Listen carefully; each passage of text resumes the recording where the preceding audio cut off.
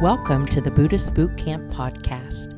Our intention is to awaken, enlighten, enrich, and inspire a simple and uncomplicated life.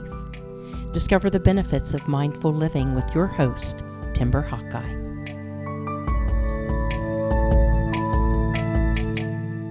Before I jump into today's episode about hurt feelings, I want to thank you for your patience as I learn how to navigate this podcast territory, which is all new to me.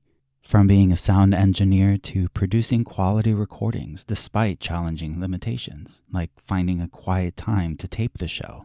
It may sound like I'm in a professional recording studio, but I'm in my RV parked at a friend's driveway, surrounded by the sound of lawn mowers, leaf blowers, hedge trimmers, traffic, barking dogs, car alarms, helicopters, sirens, and even an airport just a couple of blocks away. So there's a lot of post-production work that goes into each session, and I'm slowly learning to balance volume with clarity and content with brevity. I very much appreciate your support through Patreon and for sharing these shows with your friends on Facebook or YouTube. Thank you for taking that much-needed 5-minute break during the day to pause, reflect, and continue on more peacefully than before. Since we're going to talk about feelings, I took part of a guided meditation exercise that I spoke of extensively during my first book tour, and I want to share the gist of it with you as a means by which to lay the foundation of how our minds control our feelings instead of the other way around. We were first instructed to sit comfortably, close our eyes, and think back to a very sad moment in our lives. We were invited to recall the texture, sounds, and smells of that memory. Who was with us? Where were we? And revisit that time with as much detail as possible. From the back of the room, it was easy to see everyone's posture slowly slouch, and some people even began crying the more time they spent revisiting that memory.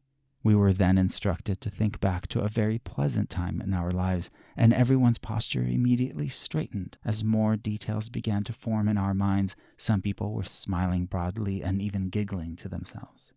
For me, that exercise proved that we can navigate our feelings from sadness to joy, from worry to complete trust and faith, simply by selecting where to focus our thoughts. So my question for you today is, do you think it's possible for other people to control your feelings? Or can they only try and then it's your decision to either feel hurt or not?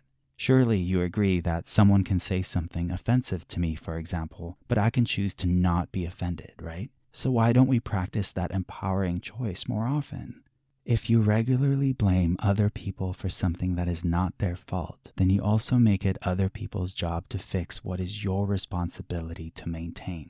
It's classic victim mentality of feeling small or weak by giving away our power. I not only agree with Eleanor Roosevelt, who said that no one can make you feel inferior without your consent, I truly believe that no one can make you feel anything without your consent. It's time to stop blaming other people for our state of mind, our mood swings, or for our stress levels. These things are our personal responsibility.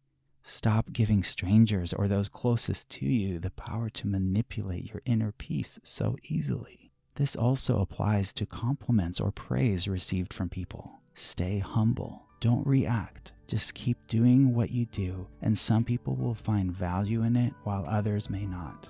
The important thing is to take back your power. So let me ask you again. Do you think it's possible for other people to manipulate your feelings? Or can they only try, and then it's up to us to own our reactions? Timber Hawkeye is the best-selling author of Faithfully Religionless and Buddhist Boot Camp.